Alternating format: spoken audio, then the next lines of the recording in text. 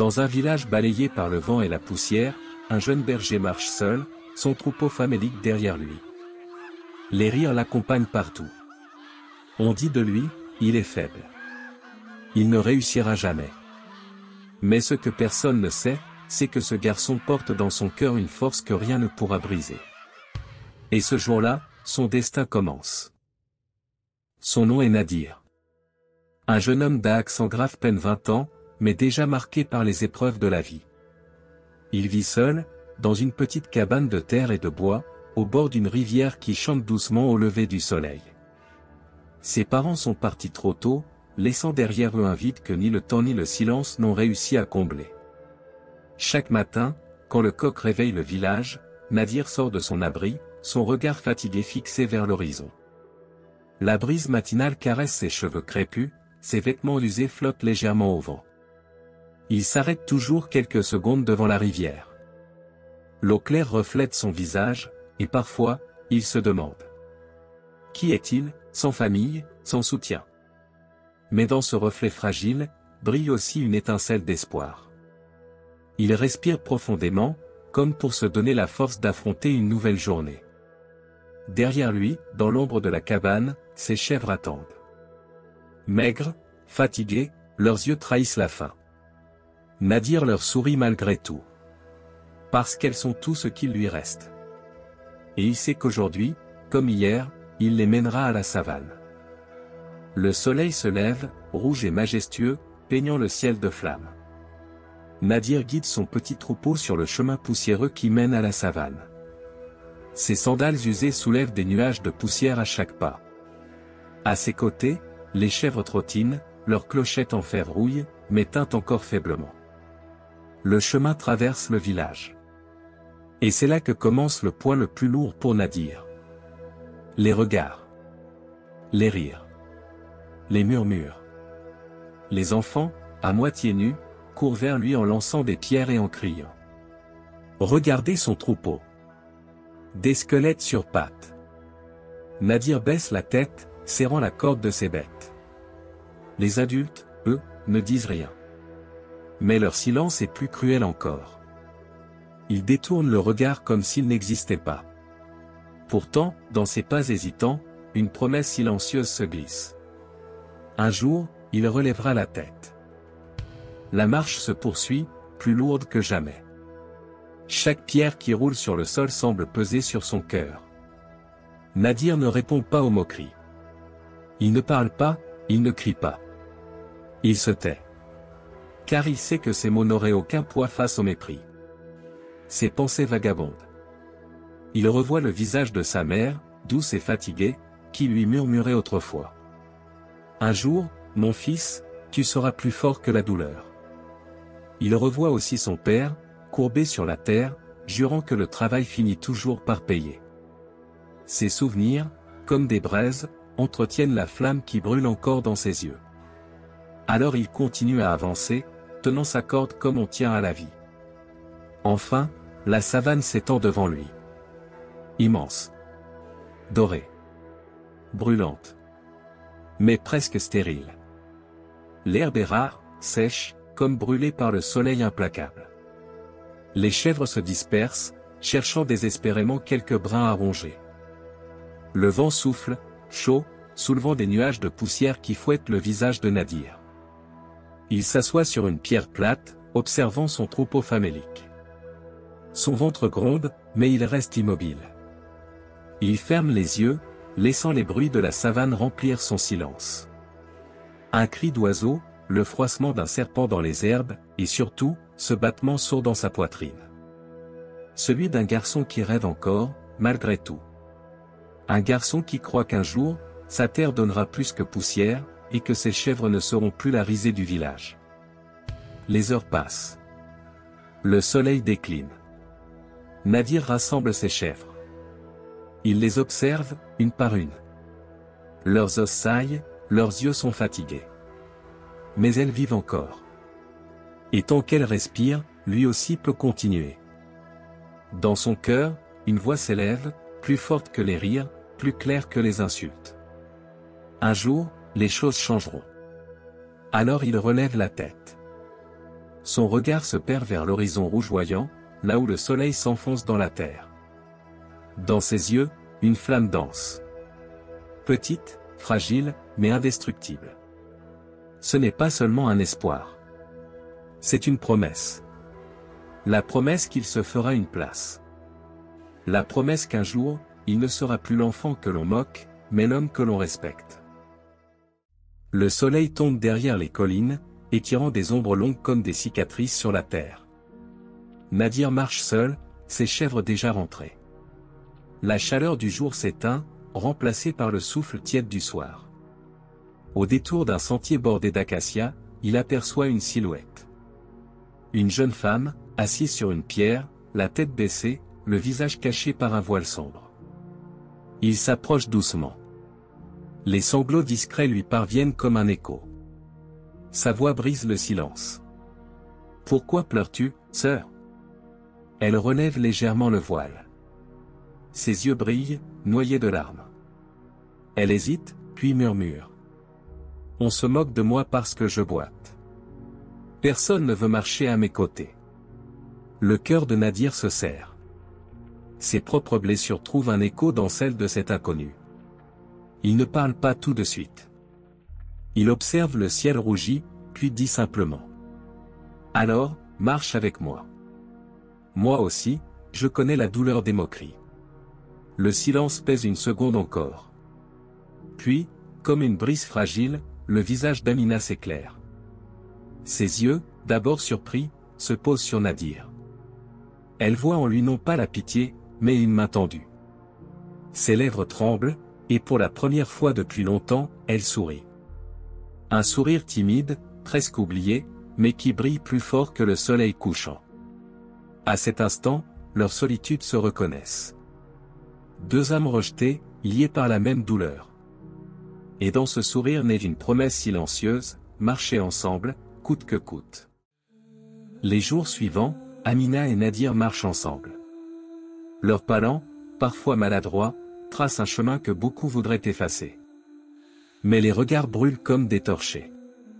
Au marché, les langues se délient. Regardez-les. Le berger sans avenir avec la boiteuse. Les rires éclatent, secs comme des fouets. Les femmes se chuchotent entre elles, les hommes secouent la tête. Les enfants reprennent les moqueries, courant autour du couple comme des oiseaux de mauvais augure. Le cœur de Nadir tremble. Les insultes le frappent plus fort que les pierres. Mais quand sa main effleure celle d'Amina, il serre plus fort. Car il a compris, ce qu'il tient, personne ne le lui arrachera. Les moqueries deviennent plus dures. Un soir, alors qu'il traverse la grande place, un groupe d'hommes éclate de rire. Et Nadir. Trouver ton égal enfin. Elle boite, toi tu n'avances pas dans la vie. Les éclats de voix roulent dans la nuit comme des tambours de guerre. Amina baisse la tête, ses doigts tremblants. La honte l'envahit, plus lourde que son pas hésitant. Mais Nadir ne détourne pas le regard. Il fixe ceux qui rient, son cœur battant à rompre sa poitrine. Sa main serre celle d'Amina avec une force nouvelle. Comme pour dire au monde entier, riez si vous voulez. Moi, je choisis de marcher avec elle. Les insultes pleuvent comme des lames. Mais au milieu de cette tempête, deux mains s'accrochent. Ni les rires, ni les pierres, ni les regards ne les séparent. Nadir sent son cœur battre à l'unisson avec celui d'Amina. Un battement qui dit, nous ne sommes pas seuls. Un battement qui brise les chaînes invisibles du mépris. Leur marche est lente, vacillante, mais elle devient une révolte silencieuse. Une marche qui défie les rires, les jugements, les regards.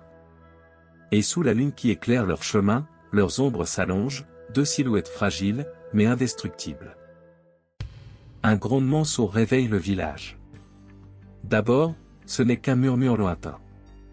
Puis un rugissement. Le fleuve, gonflé par des pluies diluviennes, déborde de son lit. Ses eaux sombres se jettent sur les champs, engloutissant les récoltes, emportant les clôtures, effaçant les traces de la terre cultivée. Les villageois accourent, paniqués. Les femmes hurlent, les hommes courent en tous sens. Les enfants crient, piégés par la montée soudaine de l'eau. Les chèvres, les vaches, tout fuit dans un chaos sans nom. Le cœur de chacun bat au rythme de la peur.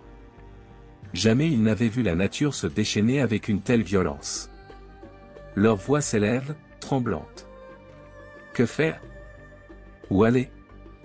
Mais personne n'apporte de réponse. Alors, dans ce vacarme d'apocalypse, une silhouette se dresse. Celle de Nadir.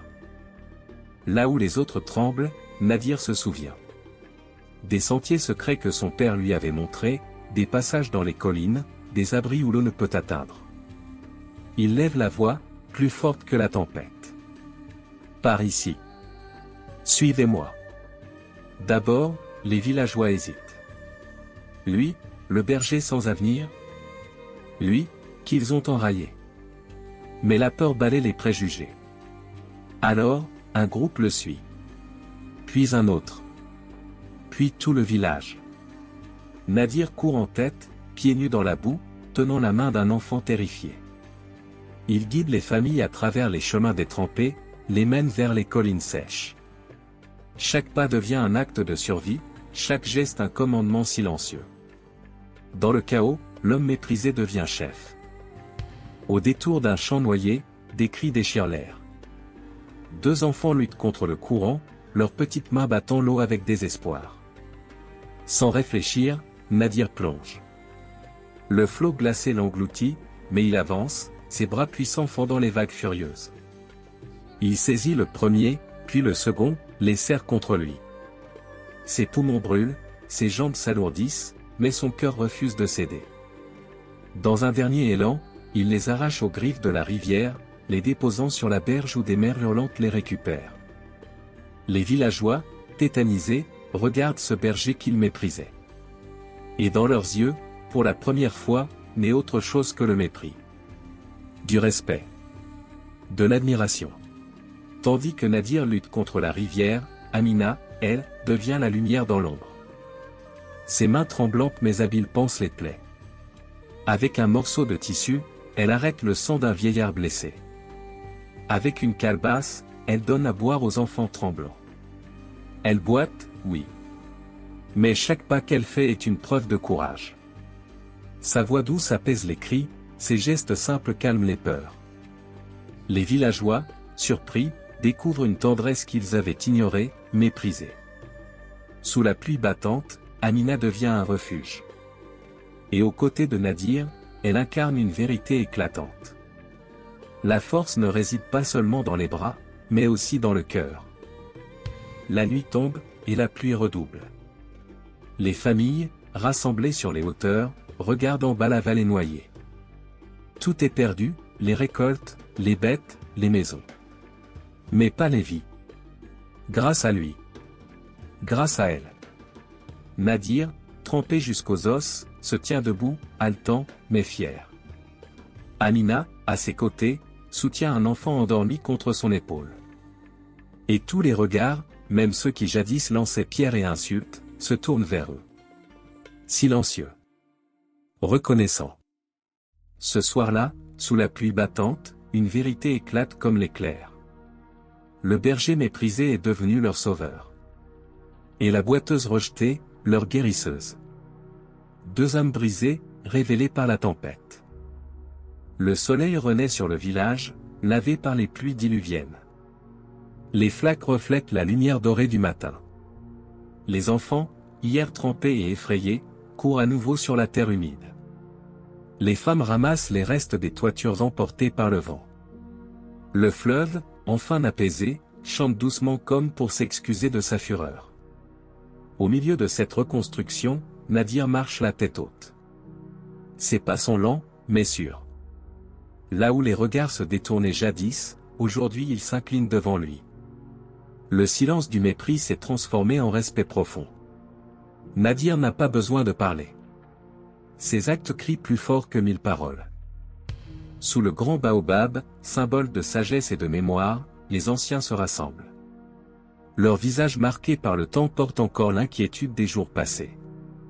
Mais aujourd'hui, leurs yeux cherchent celui qu'ils ont ignoré trop longtemps. On envoie un enfant prévenir Nadir. D'un pas humble, il s'avance.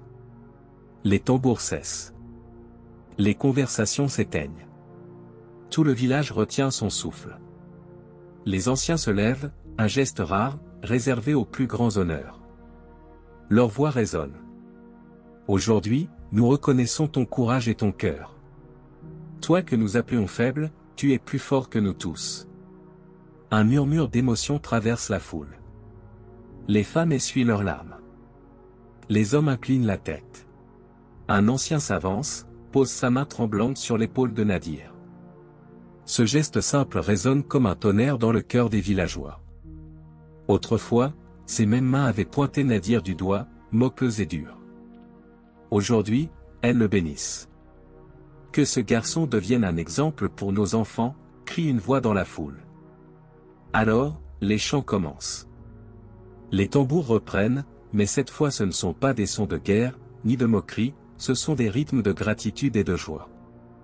Le village célèbre celui qui l'avait rejeté. Le berger pauvre devient un guide, un frère, un pilier. Parmi la foule, Amina observe. Ses yeux brillent, mais pas de larmes de douleur, seulement de fierté. Le voile qui cachait sa honte semble inutile, car désormais, elle marche droite, appuyée sur sa canne comme une reine sur son sceptre. Nadir la cherche du regard. Leurs yeux se croisent. Le tumulte du village s'efface. Dans ce silence invisible, il ne voit plus une femme rejetée, mais une reine de lumière. À ses côtés, elle n'est plus la boiteuse que l'on évitait. Elle est son égale, son courage, son miroir. Et tous les regards comprennent ce langage silencieux. Le village entier s'incline. Mais Nadir et Amina ne voient que l'avenir qui s'ouvre devant eux. Main dans la main, ils s'avancent. Chaque pas qu'ils posent ensemble efface une moquerie passée, un éclat de rire cruel, une pierre lancée. Leur silhouette, éclairée par le couchant, semble grandir au-dessus des blessures du passé. Pour la première fois, Nadir n'a plus honte de son troupeau, ni de sa cabane au bord de la rivière. Et Amina n'a plus honte de sa démarche. Ils savent que les cicatrices sont devenues des couronnes. Que la faiblesse est devenue force. Que l'amour est devenu victoire. Ainsi, le village a pris une leçon amère mais nécessaire. Ne méprise jamais celui qui semble faible. Car la vraie force n'est pas dans les muscles, mais dans le cœur. Nadir et Amina trouvèrent dans la douleur une amitié, puis un amour sincère. Et leur histoire, racontée au coin du feu, rappelle encore aujourd'hui. Les moqueries s'effacent, mais la dignité reste éternelle.